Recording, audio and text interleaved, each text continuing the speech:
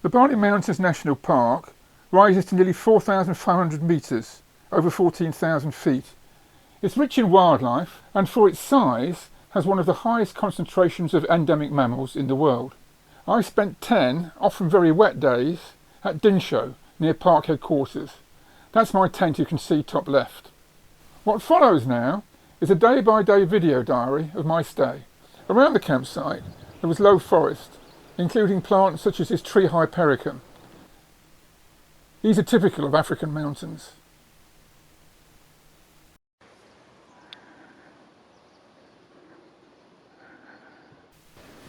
One of the most striking trees is known locally as the kosso.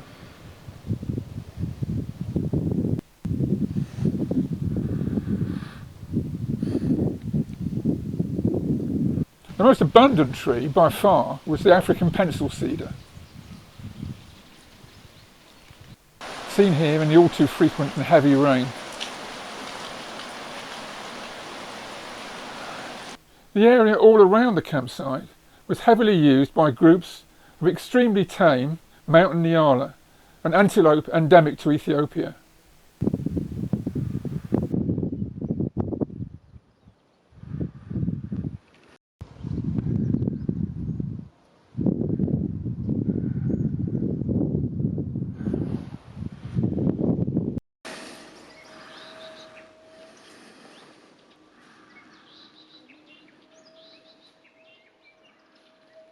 This female is peacefully chewing the cud.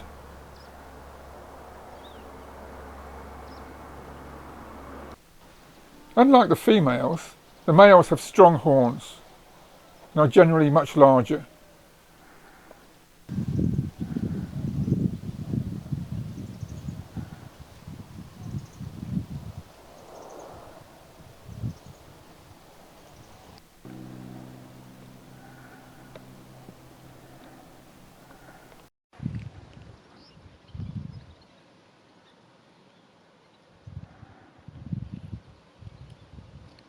A pair of warthogs would sometimes come right into the camp.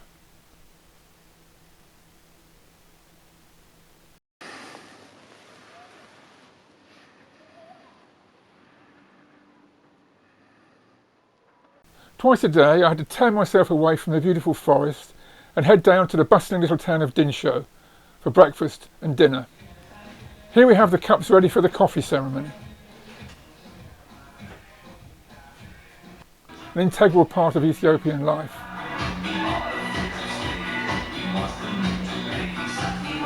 Most days I had the same breakfast, scrambled eggs with chapati. You didn't really have to go outside the town to see a few birds. This is the Thekla lark, feeding in the very short cropped grassland.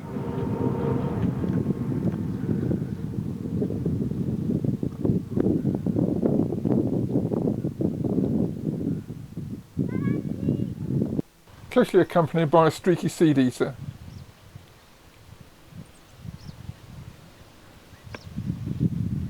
The steppe eagle is often on the lookout for carrion lying on the ground.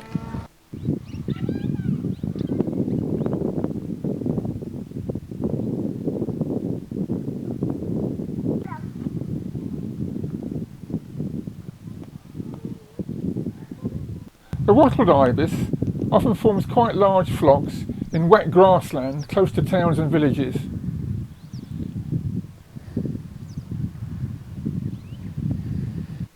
It was an Ethiopian endemic until Eritrea was split off in a long independence battle.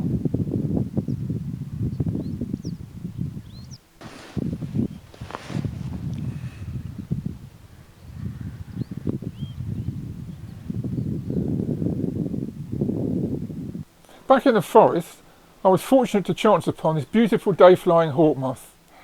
It was feeding on thistle flowers next to a painted lady butterfly.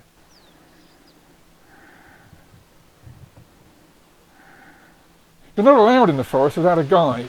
This is mescalu.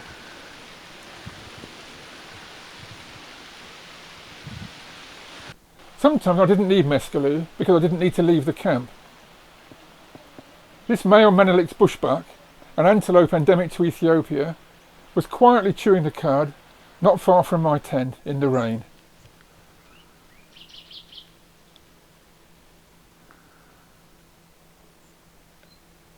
I also got really lucky one afternoon when a group of yellow-fronted parrots came into some pencil cedars very close to my tent.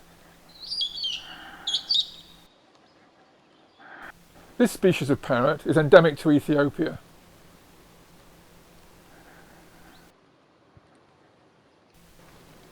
They spent more than an hour just in this single tree, making it possible for me to film them at some length. What they're eating is the seeds.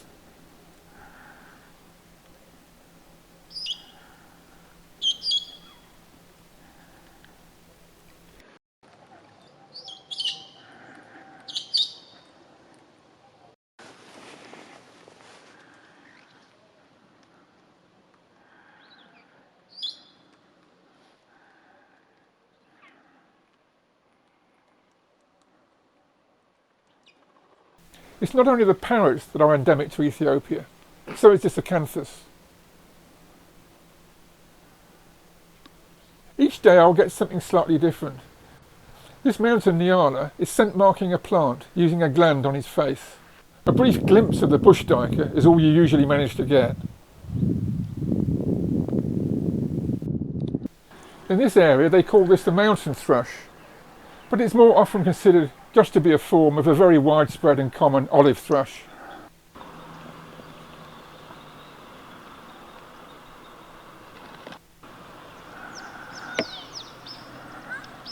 On my final day, I hired a car to go up to the highest region of the park, the Sanete Plateau. As you can see, donkeys are still one of the main modes of transport in Ethiopia. There are millions of them. Just before the park entrance, we passed a nice group of wattled ibises.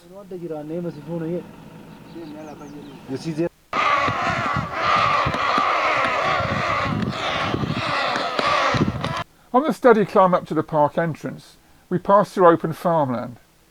Not too long ago, this would have been nice forest, although a few trees still remain, as you can see.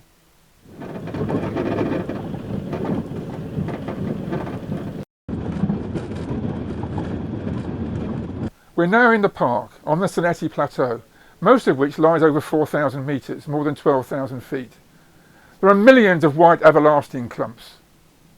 Not more than 10 minutes into the park, we came across one of the birds I was hoping to see. This is the blue-winged goose, which is endemic to the Highlands of Ethiopia.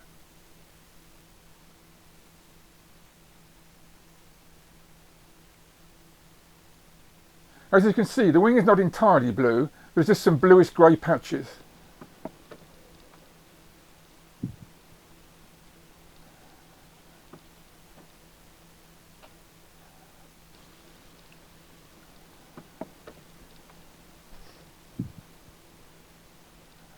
The white-coloured pigeon is another Highland species, endemic to Ethiopia and Eritrea.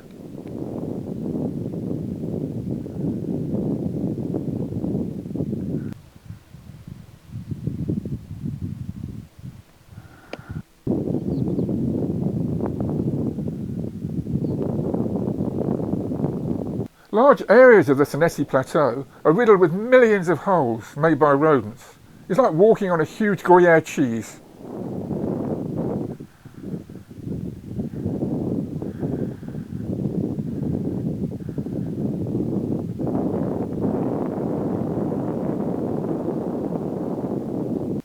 The main culprit is the giant mole rat, which is endemic to the Bale Mountains.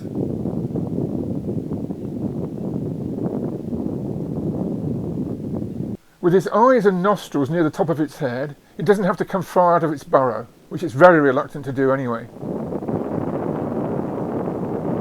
So this is about all you normally get to see of it, just its head poking out of the burrow. If you're an Ethiopian wolf or a bird of prey such as an eagle, this is what you're hoping to see, a mole rat right out of its burrow.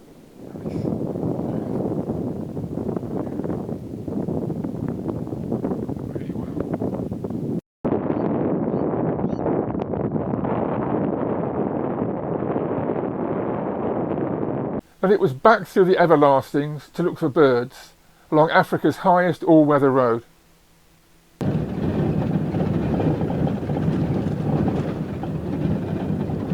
This auger buzzard did me a favour by perching on a rock right beside the road.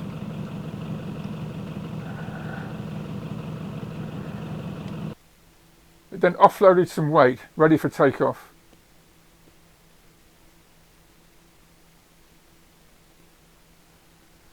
Large flocks of Ethiopian siskins were constantly crossing the road in front of the car. This is another bird which is endemic to the Ethiopian Highlands. Like most finches, it feeds on seeds.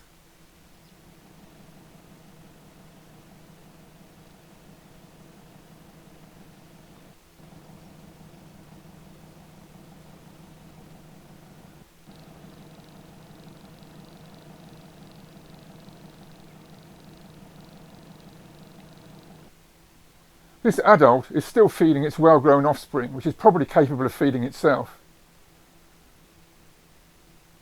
I was really fortunate to see this Ethiopian wolf, always rare. Most of them in Bale mountains have recently died of rabies. Fortunately, the stately wattled crane, although rare, is nothing like as endangered as the wolf.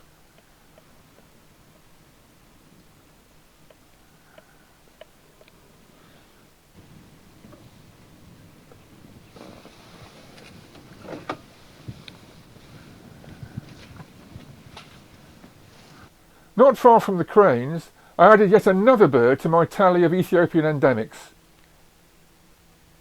This is the spot-breasted lapwing.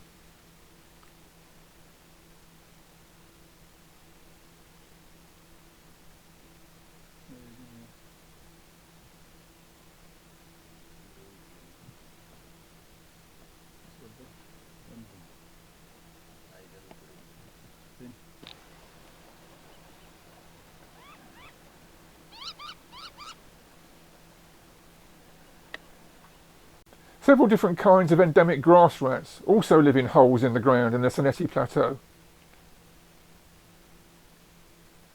These are the main prey for the Ethiopian wolf.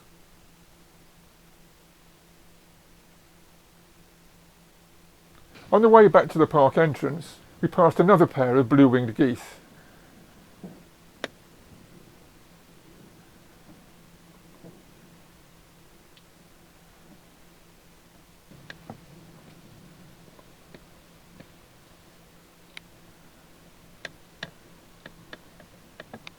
It was then a case of heading down towards the sunlit lowlands. Here you can see cattle grazing illegally in the park.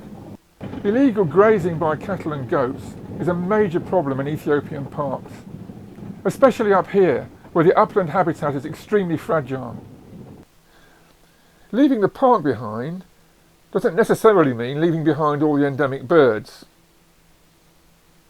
This is Rouget's rail, endemic to Ethiopia and Eritrea. It's found within the park, but it seems to prefer the area of farmland just outside the park. In fact, here it's in somebody's garden on the edge of a small village.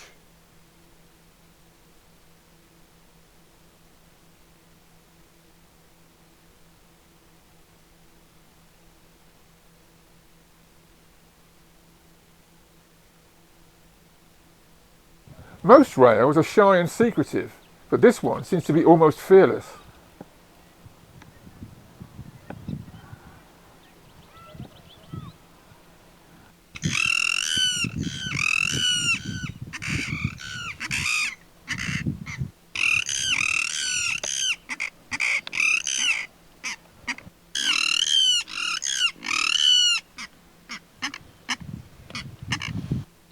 Everything you've just seen on the Sanete Plateau was filmed in about 7 hours.